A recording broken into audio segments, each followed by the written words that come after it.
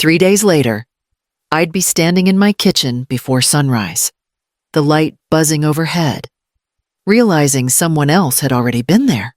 But that part doesn't make sense unless I start earlier. With the bracelet, my name is Nadine Knox. I'm 60 years old, and I thought I was past the age where people hand you problems wrapped as gifts. Erin came by on a Thursday afternoon. No call first. That alone should have told me something. She stood in the doorway like she was dropping off dry cleaning, not a family heirloom, small velvet box in her hand, worn at the corners.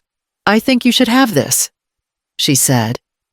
Not I wanted you to have it, just that she set it on the table and pulled her hand back fast.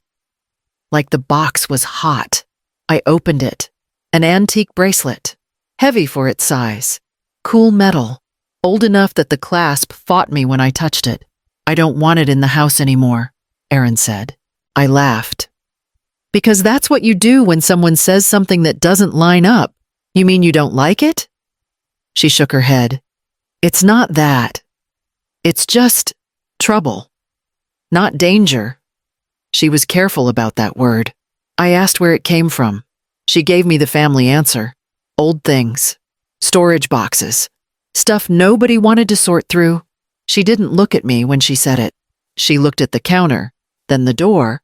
"You could wear it to church," she added. Too quickly. "It'd look right on you." That was when it clicked. This wasn't a gift. This was a handoff. I didn't push. I should have, but I didn't.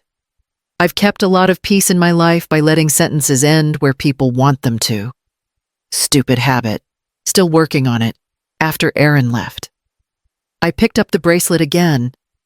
It smelled faintly like old pennies and drawer wood. I slipped it on. It fit. Of course it did. I stood there longer than I meant to, staring at my wrist, thinking about how some things don't get given. They get unloaded. And yeah, maybe you'd have taken it off right then. I didn't, honestly. I wanted to see who else didn't want it either. That night, I didn't turn on all the lights, just the lamp on the side table. Yellow, weak, the kind that doesn't flatter anything. I set the bracelet down and rolled it with my finger. It made a soft scrape against the wood. Not jewelry smooth, more like something that had been handled too often by people who didn't care about polish. Up close, it looked wrong. Not broken, just used. The metal was thinned in places it shouldn't be, and there was a mark.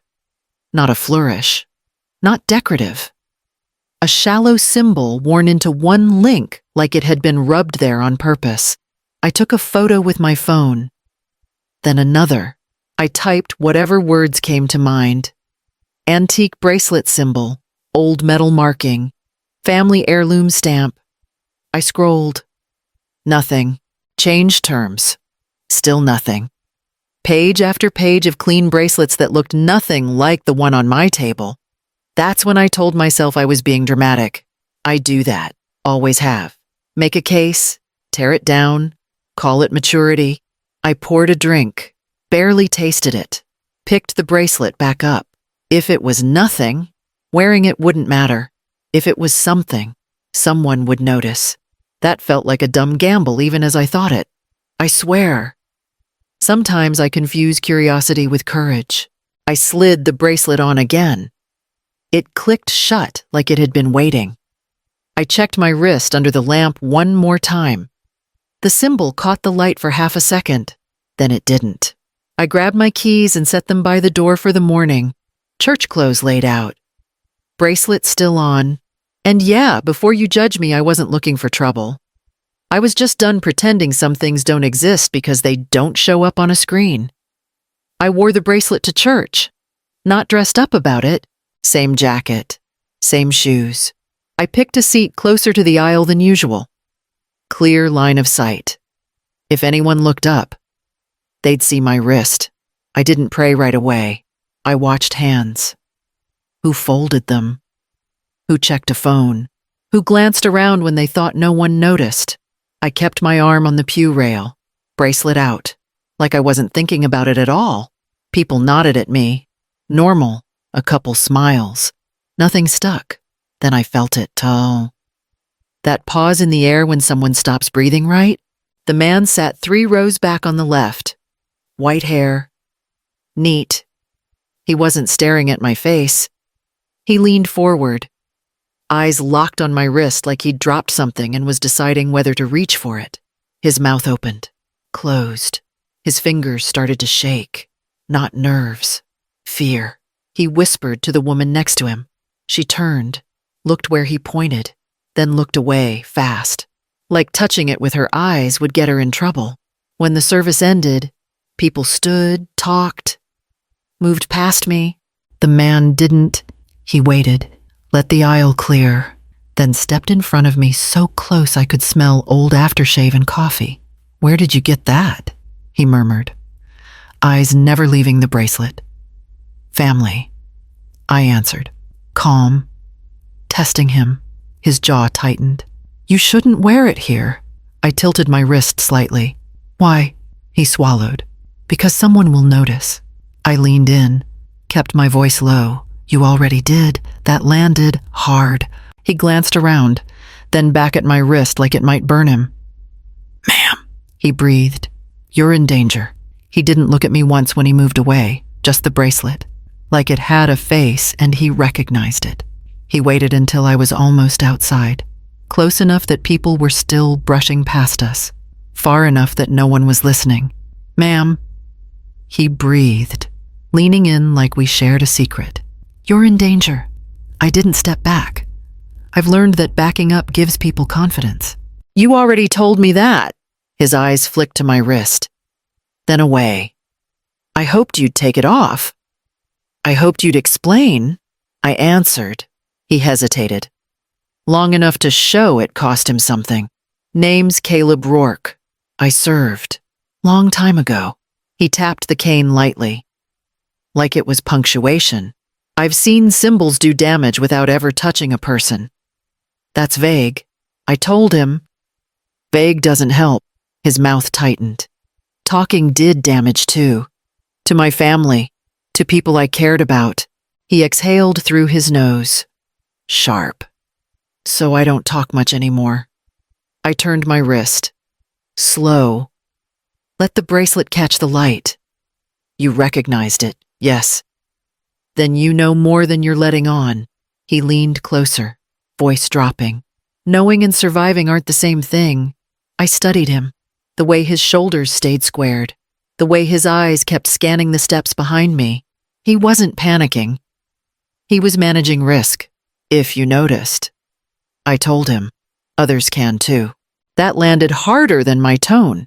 His grip tightened on the cane. "That's what worries me." "So what am I supposed to do?" I asked. "Hide. Be careful," he replied. "And don't assume silence means safety." I nodded once. "You're warning me because you're kind?" "No," he answered. Honest. Because I'd regret it if I didn't. He reached into his jacket and slid a card into my hand. Plain. No logo. Just a name and a number. His handwriting was neat. Military neat.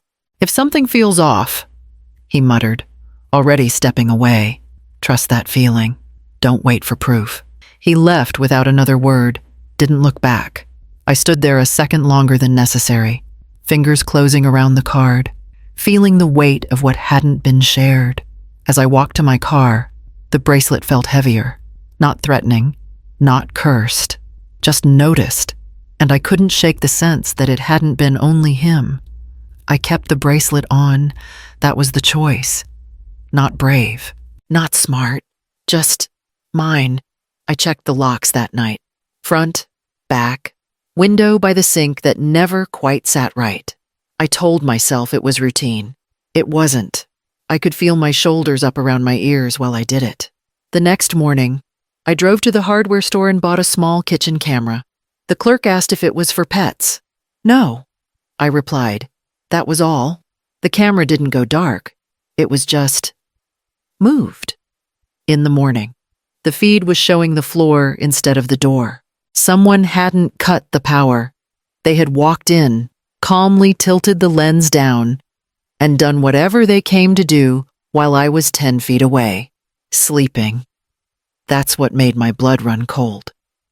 I called my son around noon, kept my voice light. "Hey," I told him. "Random question. Did your dad ever mention old family jewelry?" He paused. "Not long enough." "Why?" "Just clearing out stuff," I answered. "Trying to be responsible for once." He laughed. "Good luck with that." I laughed too. Hung up before he could ask more. That afternoon, my phone buzzed. "Aaron, did you like the bracelet?" I waited a minute before replying. "It fits." 3 dots appeared, disappeared, then one more line. "Just be careful with it." No explanation, no follow-up. That was the whole message. I stared at my wrist. The metal had warmed to my skin, like it belonged there now. I checked the camera feed before bed. Empty kitchen, quiet. I locked my phone, turned off the light, left the bracelet on, and yeah, I knew what it looked like. Either I was being careful, or I was standing in the open, letting whatever wanted me find me faster. The first day, a man stood across the street too long, hands in his pockets, pretending to read his phone. I watched him through the front window until my coffee went cold. When I stepped outside, he walked away like he'd remembered something important somewhere else. The second day, my phone rang at noon. Unknown number, I answered, breathing. That was it. Slow, controlled. "Hello," I said. The line stayed open for 3 seconds. Then it went dead. No follow-up, no mistake callback. Whoever it was had gotten what they wanted. The third morning, the camera went dark just before dawn, not a glitch. I checked the app twice. Power loss? 4 minutes. Then it came back like nothing happened. The kitchen was empty. Chair still pushed in. No signs of a break. I wrote everything down. Times, durations, where I was standing, what I felt in my chest when it happened. It wasn't paranoia if I could map it. That's what I told myself. I called the power company. Brief outage. The woman told me. Happens. "It doesn't usually happen right before sunrise," I replied. She didn't argue. She just moved on. That night, I laid the notebook on the table and stared at the bracelet on my wrist. I'd been waiting for chaos. Something loud, something obvious. Instead, I got precision. Small moves, clean edges. If this was random, it was the most patient kind I'd ever seen. And patience like that usually means someone's waiting for you to make the next move. I woke before the alarm, not fully awake. That thin layer where your body knows something before your head catches up. There was a sound downstairs. Soft. A chair leg dragging, then stopping. Not a crash. Not a break-in kind of noise. Careful. That was what bothered me. I stayed still, counted to 10. My phone was on the nightstand. I didn't dial anything. Not yet.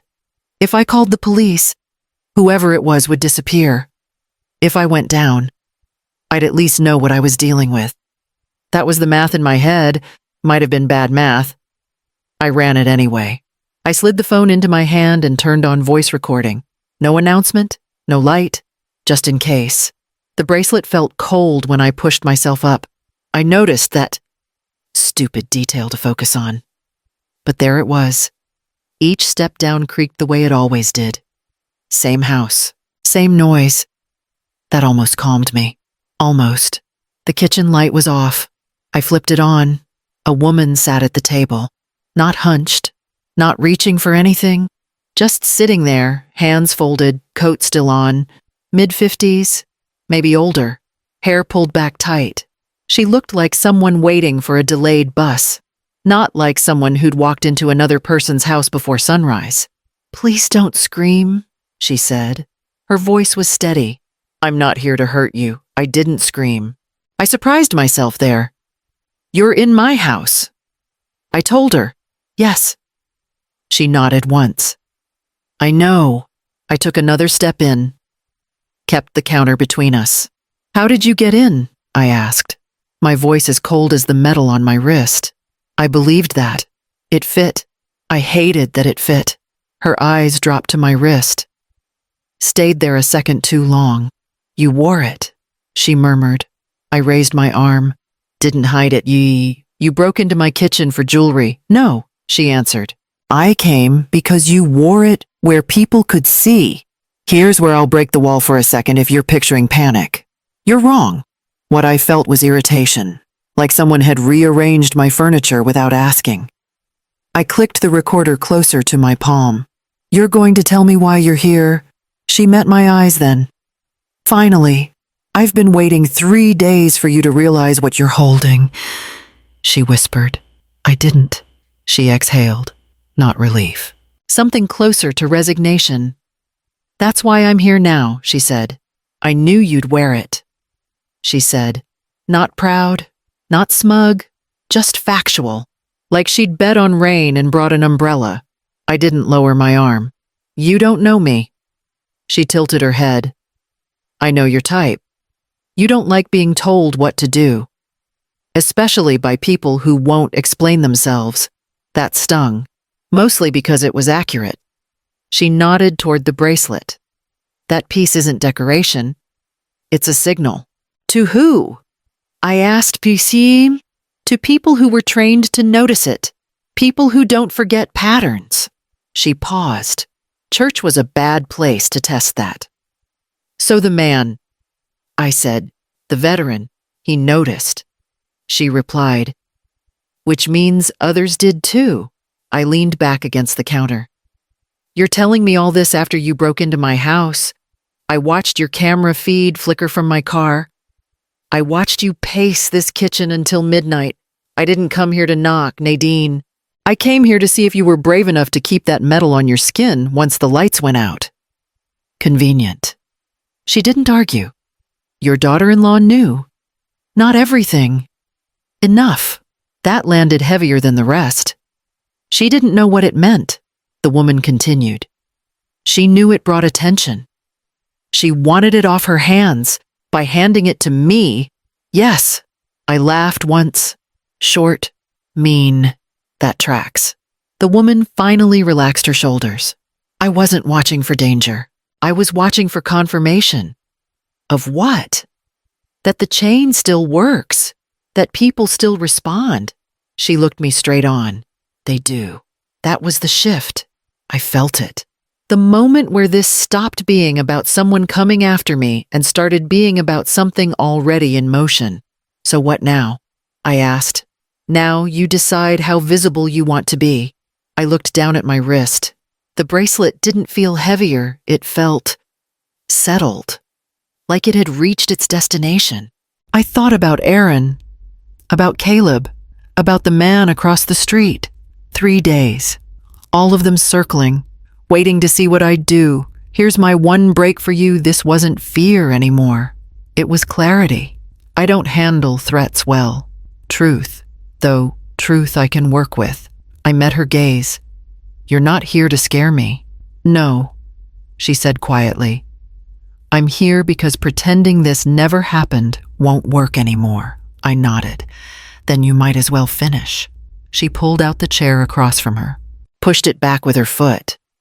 Sit, she told me. This part doesn't get easier. She didn't start with names. She started with patterns.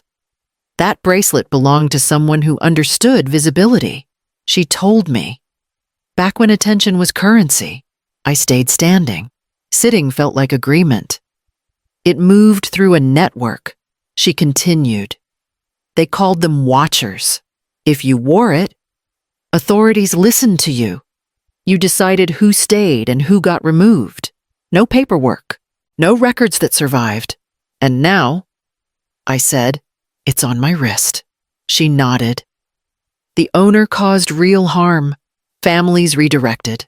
Careers ended. People erased without anyone calling it violence. She paused.